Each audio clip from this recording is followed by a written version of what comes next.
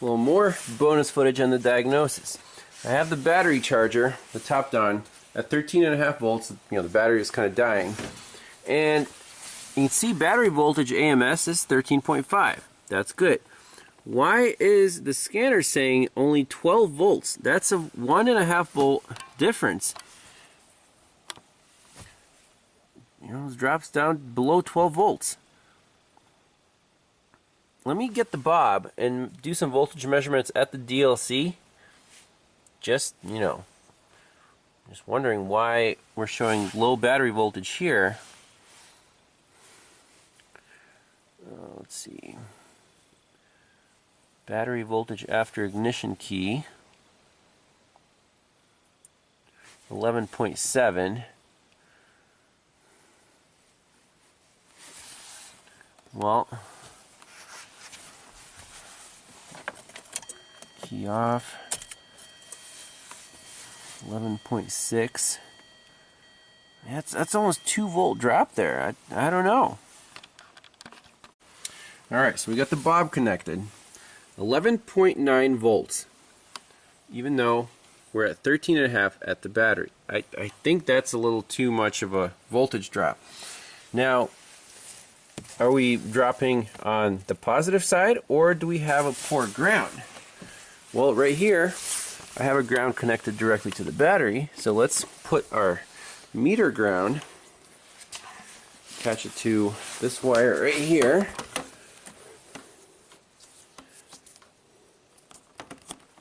Okay.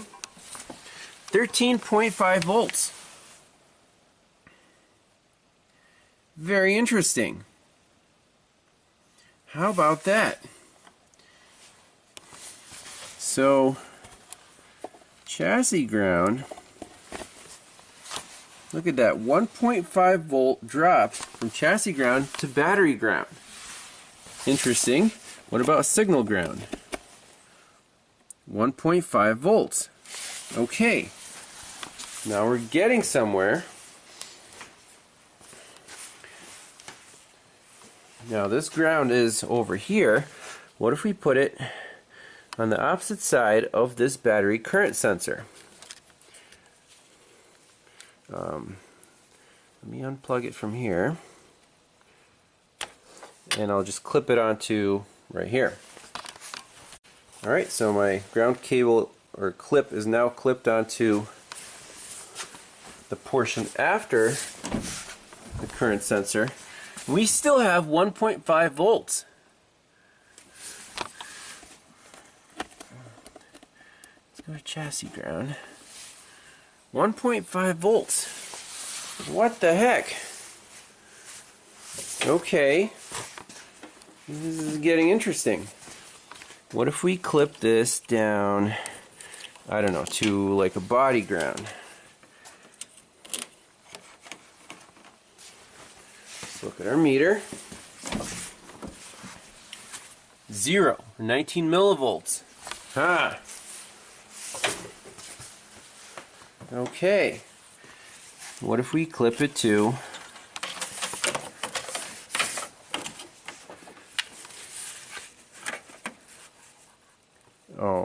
I feel we should use the thermal camera on this. I feel this is warm. The cable itself. There's a voltage drop on that ground cable, and without that, we can't just call an alternator.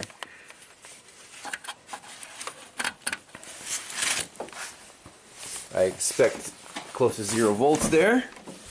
Yep. That's crazy. And right here,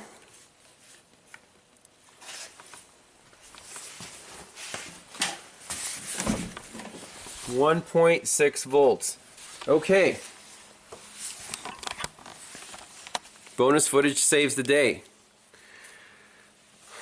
We have a 1.5 volt drop on the main ground cable. Will that mess with the alternator and the smart charging system? Absolutely. Let me get a thermal camera out and we'll see what that cable looks like. Alright, so we're using the TOPDON TC View camera on the phone. crazy. Wow, 68C. And look, ambient is 24C. So that's hot. Let me feel that with my finger. Oh yeah. Oh, that's hot. I can't hold my finger on there. That's insane. Can this car be fixed with no parts required? Let me take a picture of this for the customer.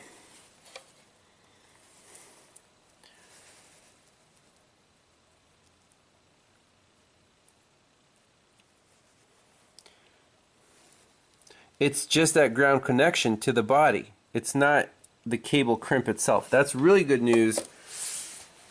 So now,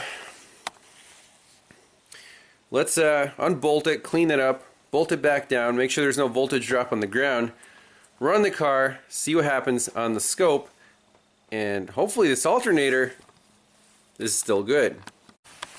So now this makes sense. This is the battery voltage rationality code, I think. This compared to AMS battery voltage. This is the true voltage at the battery, this is the true voltage at the system. And obviously there's almost a 2-volt drop across that bad battery cable. Let me run the car one more time.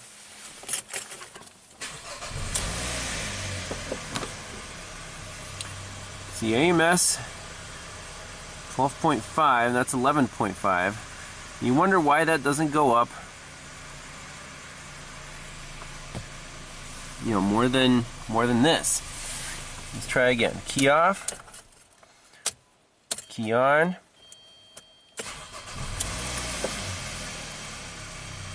Look at that, 13.2, that's not bad. 12.5, and that's only 11.3. Now that's 12.3, and that's 11.3, or 10.5. See, it's dropping pretty quickly. Lights are flickering. So obviously the alternator is not putting out right now, even though it's being commanded to put out. So obviously the next step, unbolt the ground, clean it up, redo these measurements, see if everything comes back to life. We're still not out of the woods yet. This alternator might be faulty. Could it be faulty because of the bad ground? I guess so. So we'll find out. Let's before we touch the ground, we can actually jump the battery ground to, you know, like the stud on the strut, just to bypass that cable before touching anything, just to prove the concept. Alright, so I made my own ground cable from here to the stud on the strut tower, basically bypassing this negative battery cable. We're still going through the current sensor, by the way, so we don't want to introduce another variable. So what's the voltage drop now? 250 millivolts, so that's not perfect, but that's acceptable. That's the voltage drop from chassis ground at the DLC to, you know, the post on the battery. And look, our voltages are now 11.8 and 12.1, much closer. So now let's run the scope and see what this alternator does. Alright, here we go. Key on. Let's see what happens.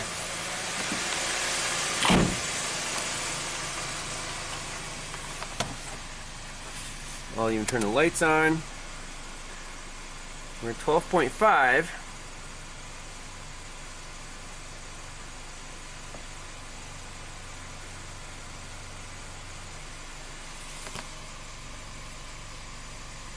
.6. There is some current going into the battery. It's positive now. It's not being drained. So that's okay. Well, let's see what happens to our green and our blue trace.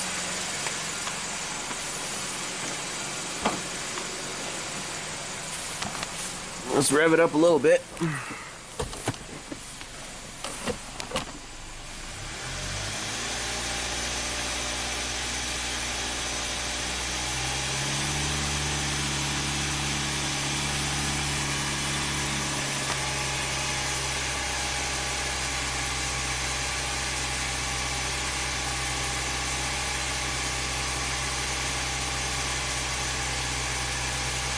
Yeah, this engine runs rough.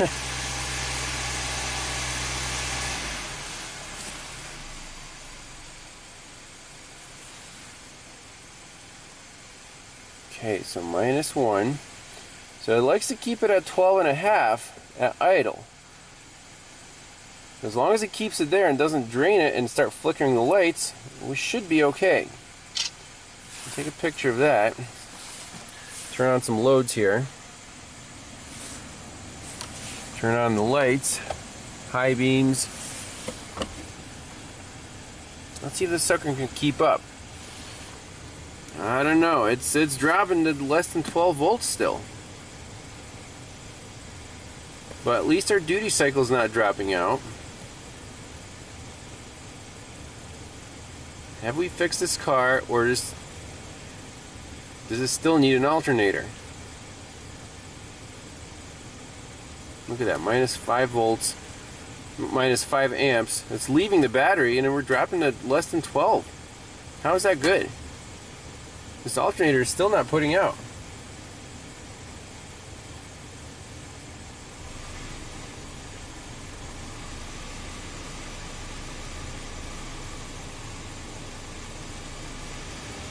I'm just slightly raising the RPM.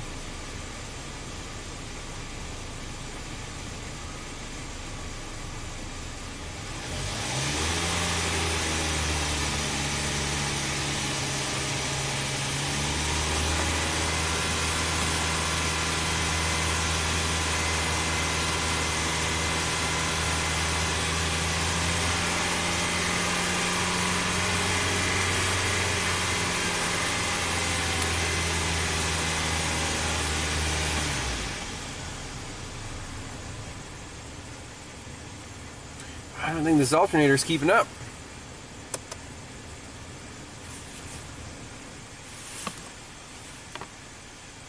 We're draining the battery right now. So perhaps that ground strap has been causing the alternator to go bad.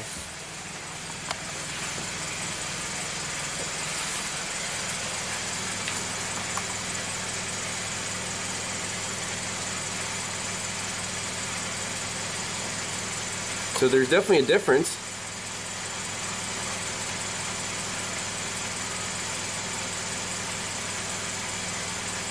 Not dropping out anymore, but I don't like this voltage. We're only at 12.3, and that's at the battery.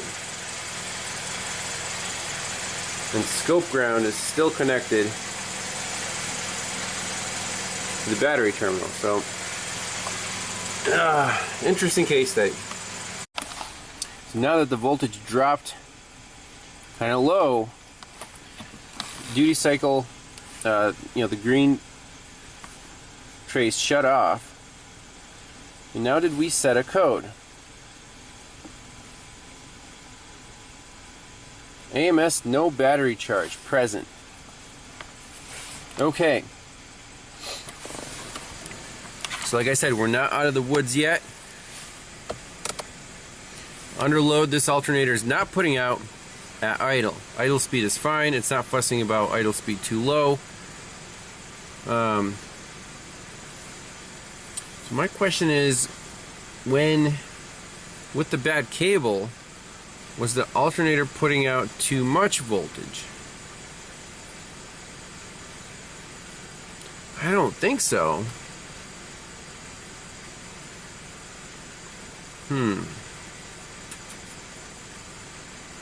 Yeah. So that bad ground, could it have cooked an alternator, or is that just a coincidence? That's a hard thing to determine.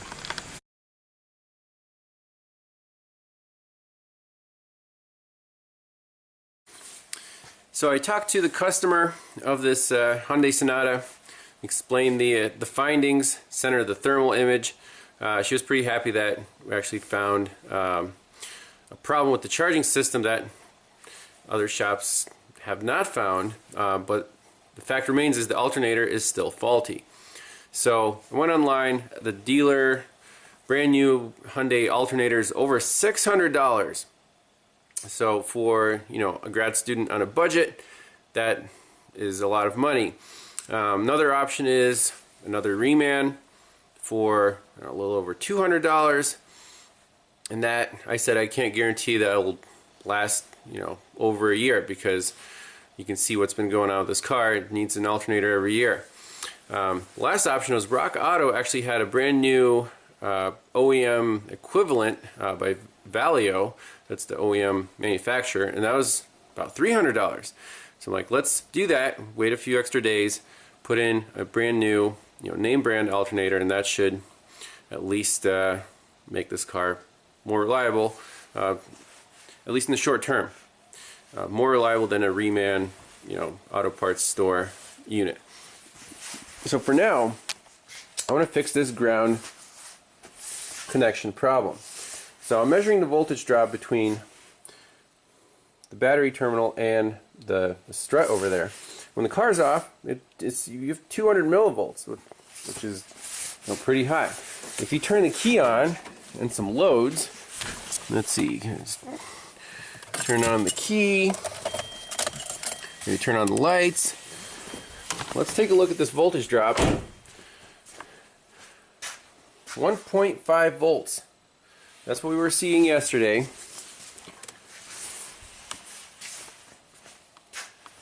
.8 volts, almost 2 volts drop right now, just with the key on. Pretty crazy. Let's unbolt that, clean it up, make sure this goes to 0, and then once we get the new alternator in, we'll pop that in and make sure this car is good to go. Alright, let's take off this ground cable. Oh, it's going to actually need a wrench. Let's just take off the entire assembly here.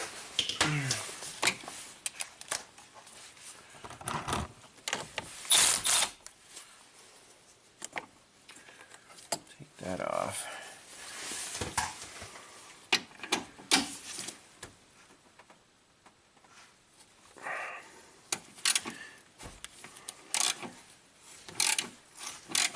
Now, this is the floor of the car, but apparently there's still some erosion going on.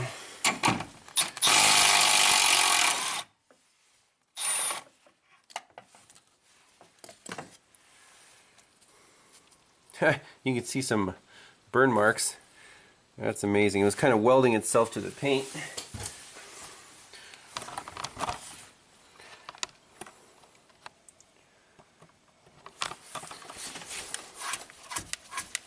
So let me sand this, we'll clean everything up, spray some deoxit, and bolt it back together. Actually, let's just clean up the bolt head and this mating surface on the wire wheel.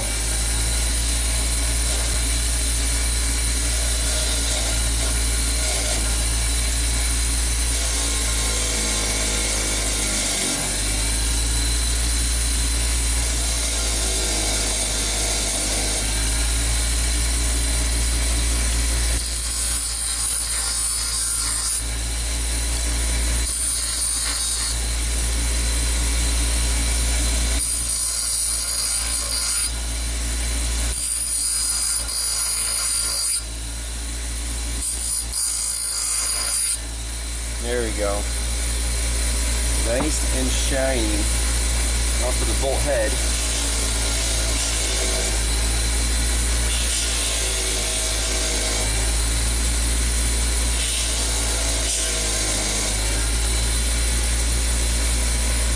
That's acceptable. Put it back together. Just for good luck, I'm going to scratch the painted surface here where it was welding itself.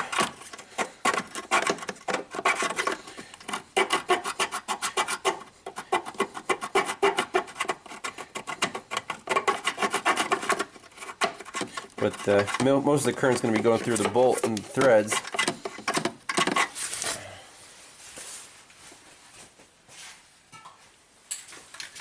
Spray some corrosion X. This is my new favorite fluid film.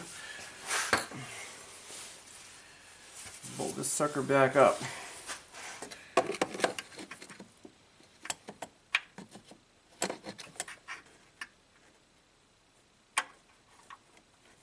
Kind of like that.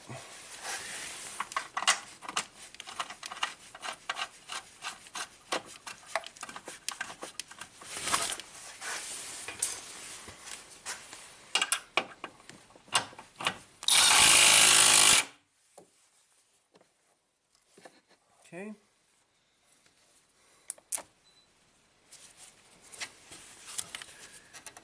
Put that back in there.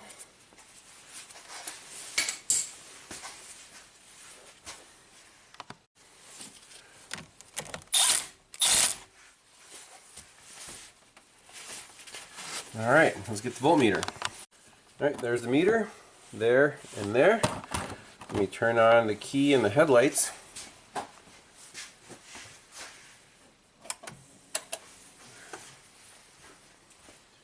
3 millivolts. Headlights, 9 millivolts. That's a good ground. Perfect. Let's take this thing for a spin and just be 100% that the alternator is still definitely broken, and we'll put the replacement in. So on startup, RPMs are a little over 1,000. And everything looks perfect. 14.2 volts. Battery voltage after ignition key is 14.09. So like 0.1 volts. That's perfectly normal. Let's go for a spin. Once RPMs drop, we'll see if this voltage drops as well. Well, drove the car for a little bit. We're at 700 RPM. Accessories on, and the alternator's keeping up. We're positive on the amperage, on the battery current. These don't change at all. I don't know what that's all about. What if we turn off the loads? Will that change at all?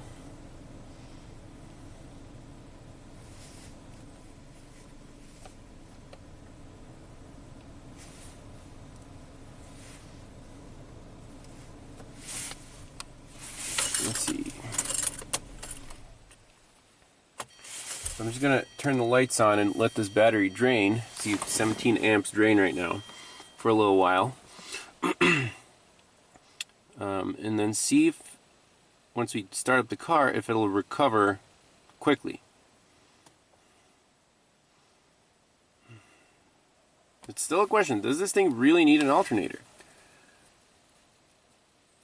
Maybe fixing the ground and doing the, basically resetting everything brought it back to life.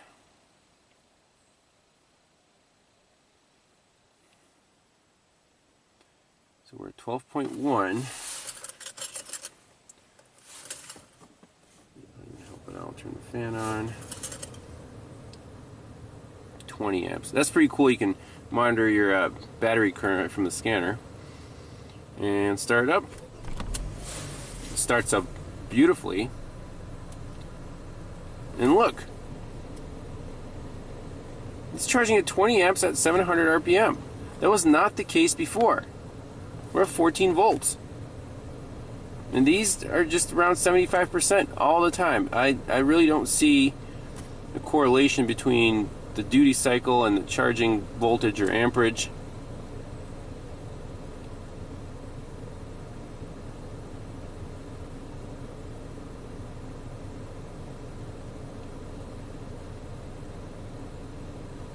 This is perfect.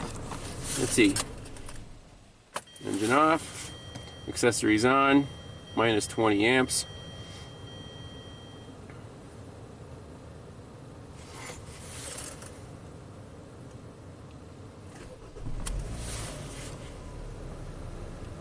Boom.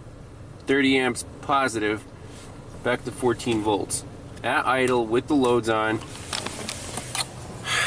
So the bypass test with the jumper cable still led me to suspect a bad alternator. We don't need an alternator. It'll save the customer like $300. plus installation fees, so like $400. I mean, if it stays like this, then everything is absolutely perfect, and maybe she can put in the, you know, funds into diagnosing the airbag light or doing an oil change, or, you know, stuff that actually needs to be done. So those other 3 alternators, they probably weren't needed. It was just a bad ground cable all along. That's unbelievable. This is awesome. We were not seeing this before. We were seeing flickering lights. Right now everything's nice and bright. Voltage is appropriate, 14 volts. So I think this car's fixed.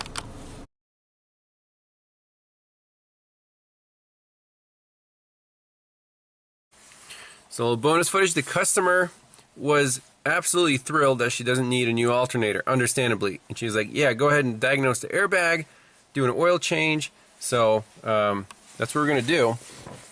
So for the airbag, we have that open circuit on driver's airbag resistance too high first stage. So what I want to do is disconnect these guys. And it's super easy to pop out the airbag assemblies. Just put a little key in these 3 holes, and you just push these little pins in, and this thing comes right out. So let me disconnect these, and then we'll turn the key on. So just take that off too, and see if anything changed on our resistance readings. So key on.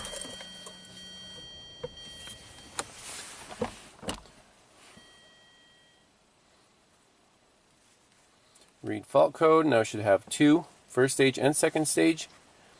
Resistance too high. And if we read the data stream,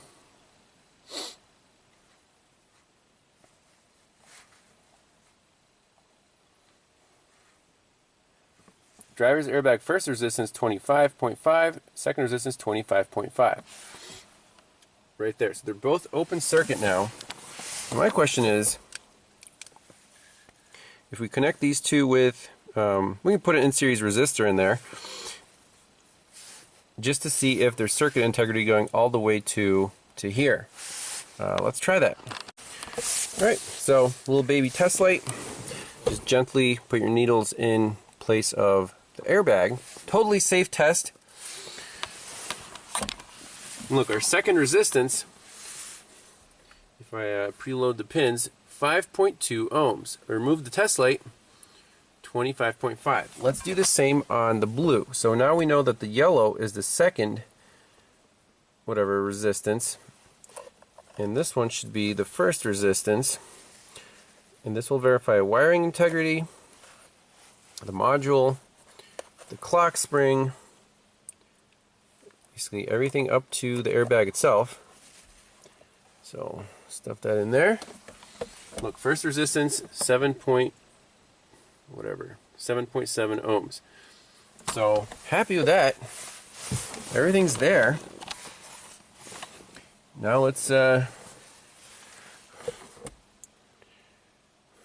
this sucker back in. So worst case scenario, she's going to need a new airbag, but that's, you know, that's going to be the diagnosis. Well, how about that? Now DAB first resistance is 4.8 ohms. Before it was 25. We saw that on the scanner. Well, that's kind of promising. Let's plug in the other one, clear the codes out, and see if this thing is happy. Alright, so both circuits are plugged in. Clear fault code, yes. Clear fault code completed. Read fault code. No trouble code. Okay. Let's read the data stream. Select all. Okay, so first resistance is 4.8, second resistance is 2.6, and apparently the computer is happy with that. So I did the oil change on the Hyundai. It drives great. Airbag light popped back on.